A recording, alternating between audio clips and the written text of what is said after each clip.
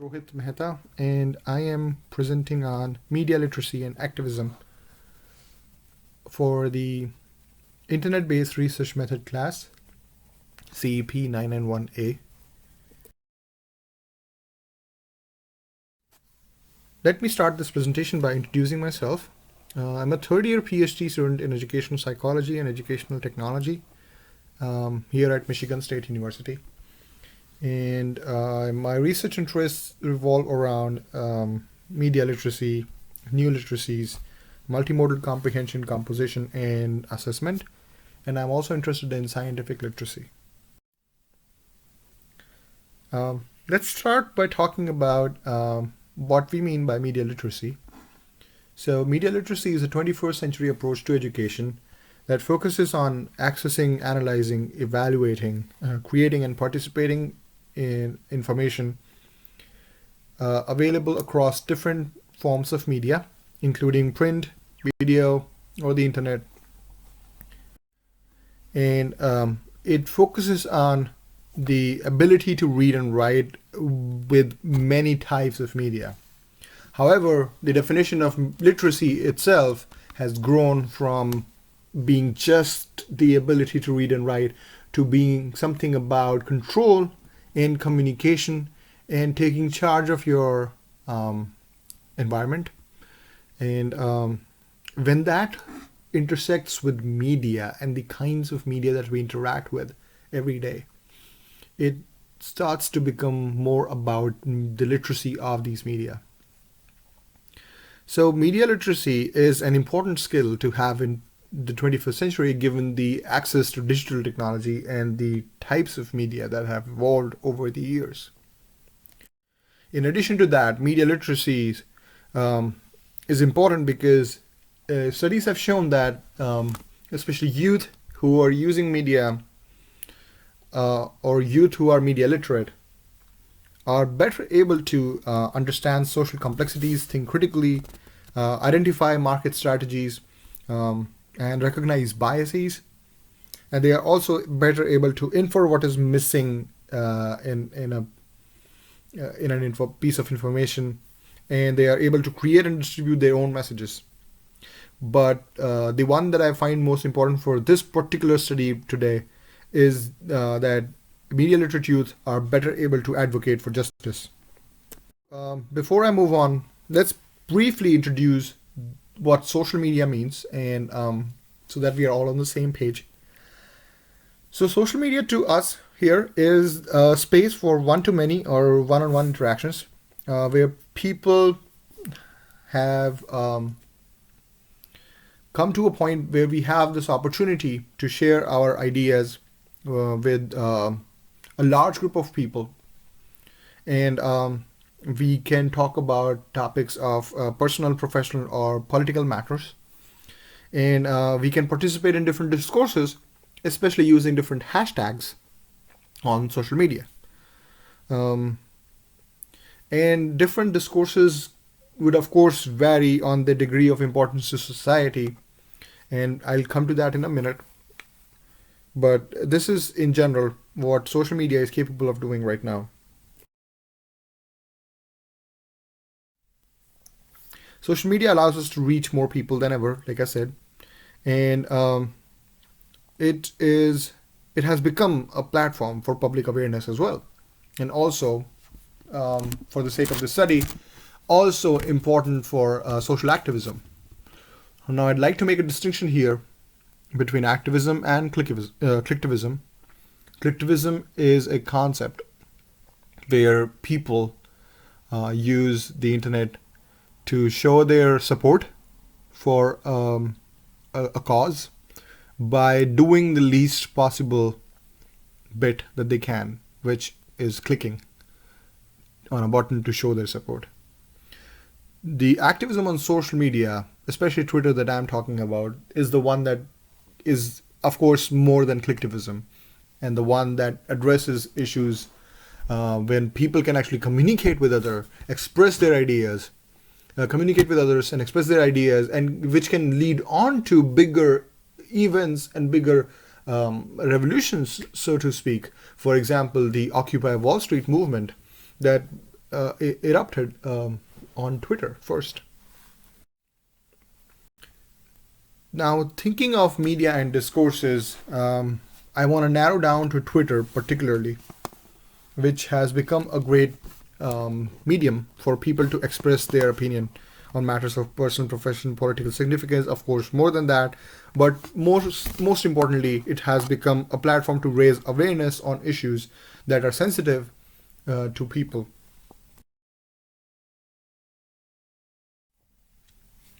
For example, some of the discourses that are common on social media or are currently common on social media are the 2016 elections in America or the US, and issues like gender equality, which is the one that I'm going to talk about today. And some less important issues comparatively are Academy Awards or any awards for that matter, or sports. Now, going back to the concept of hashtags, social media discourses and hashtags go hand in hand. Why? Because hashtags are like tags that you can use in your tweets to express or to sort what topic are you talking about. It gives a context to your tweets. It connects you to other people using the same hashtag, and it makes you a part of a discourse that is going on online. If you don't know, a hashtag is a keyword that you use in your tweets, which is hyperlinked. That is, if you click on it, it takes you to a sequence of tweets that use the same keyword.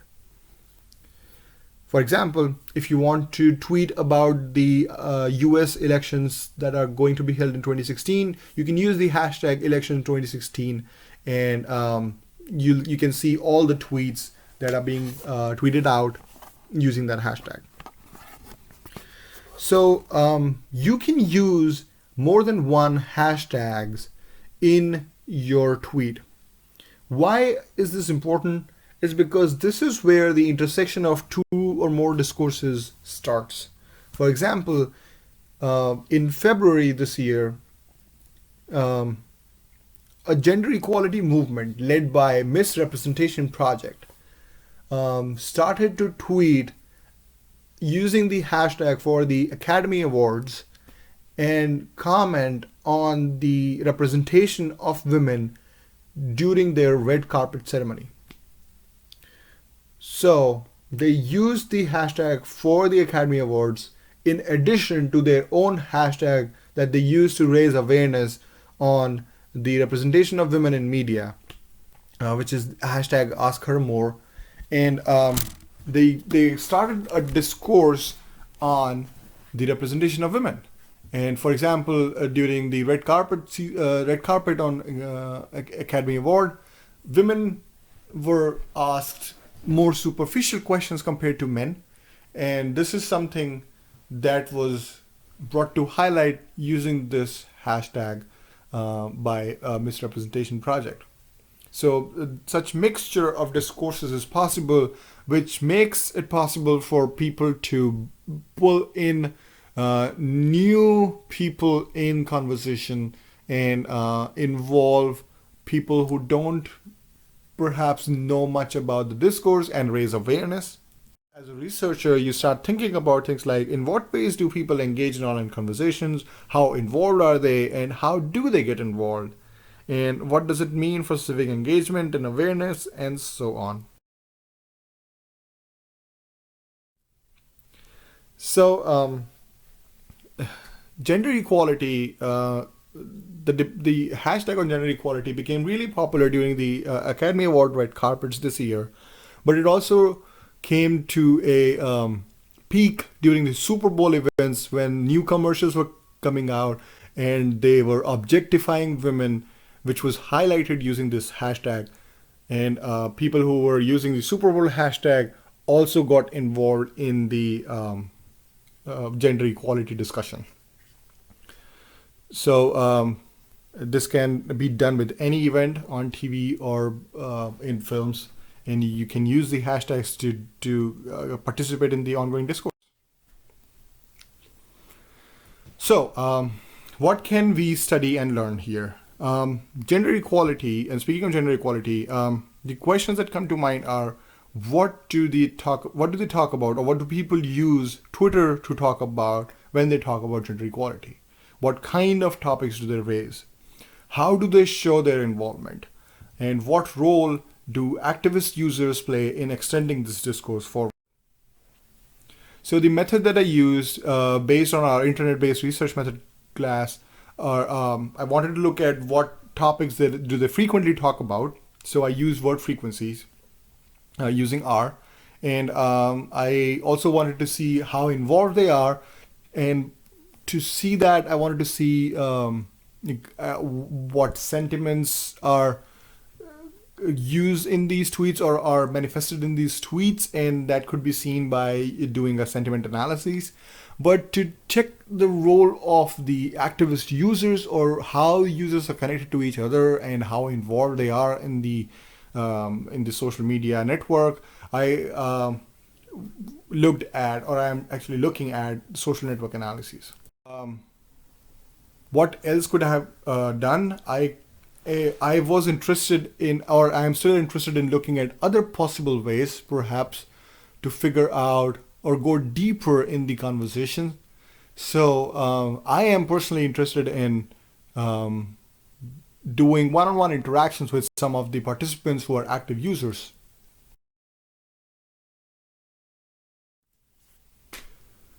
So for data collection, I am using 3 hashtags. Hashtag Ask Her More, Media We Like, and Not Buying It. These 3 hashtags are popularized by the Misrepresentation Project, and their Twitter handle is Represent Pledge, that promotes gender equality and is a feminist group, and raises gender-related issues for both men and women. So what I did was, I started collecting tweet in March, right after the Academy Awards, and I collected tweets for 9 months, so I have over 30,000 tweets, and using these 3 hashtags. And I used the R programming software, like we all use in this class, to collect, clean, and analyze the tweets. And I used word cloud to represent the word frequency count, and I used R to do my sentiment analysis, and I'm also using the same to do social network analysis. So I would quickly like to share some of the results that I have so far. And here is the word cloud for the Ask Her More hashtag. So in R, I added the CSV file that I had for the Ask Her More hashtag, and I cleaned up the text and created a corpus to plot this word cloud. And as you can see here, the most frequently used words are red carpet and Emmys, which you can tell that they tweeted the most during the Emmy Awards, because I was already done with Academy Awards, and these are the tweets after the Academy Award. And so they tweeted the most during the Emmy Awards, and they tweeted the most during the red carpet, which shows that they are still highlighting the examples of unfair representation of women in these media. And you can also see that they're talking about things like smart girls ask questions, and the importance of asking questions, raising awareness, being a feminist, and raising awareness about weight and sexism, and also about particular women who became popular by asking these questions during the red carpet. And so you can see their names here and there. Cloud is between the other 2 hashtags that are Media We Like and Not Buying It. These 2 hashtags are actually opposite of each other, so to speak. the media we like hashtag is used more when you find a commercial or a representation of women in media that is fair, that is just, that talks of equity. And the not buying not buying it hashtag is the one where there's an unfair representation of women or men, for that matter, in media. So you can see here that things that are common are things about color or transgender, or things like looks and general stuff there. But things that are more common to not buying it is about black and black history and some actresses and things like that. What's interesting is that media we like is the one where you see the word rape being used the most, which kind of tells us that people are using the media that they like to raise awareness about sensitive issues as well, or there's some element of sarcasm in these tweets, which is one of the limitations which we'll talk about briefly. So the sentiment analysis is the second step that I'm working on right now for the tweets. And the third one is also social network analysis, which I'm also working on, and which I'll be able to share by the end of this class, perhaps next week. So the findings that I have so far is that I can say that Twitter is being used for activism a lot. But what's interesting is that it is raising awareness, and it is involving more and more people every day. You can see the number of tweets going up during special events, and some key players have become more like spokespersons. You can see people going and being active connectors between in a larger social media network. Are that I could not do any personal interaction with the participants, which as a qualitative researcher is a little impersonal for me. I'm looking at big data, but it has several limitations. It gives me an overview, but it doesn't give me rich depth of the phenomenon. And we don't know who these people are. We don't know who's behind these accounts. That kind of puts authenticity into question. And like I said, humor, sarcasm, and affect are some things that are lost in these analyses, and which is something that I need to be more careful of and take care of. And I had several follow-up questions at times which I could not answer. And counter arguments to those could be that how is this discourse different from actual discourses? What is actual discourse, and what is actual discourse without social media today? How can you engage in social conversations without getting social media involved? So to speak, social media discourses are somewhat the actual discourses that we do today. And what is in people's mind, we can never know that, even when you do personal face-to-face interactions. So there's always limitations to different kinds of modalities. And finally, there are options to do mixed mode research where we can use other media outlets and triangulate data. So that's all I have for today, and thank you for watching this video.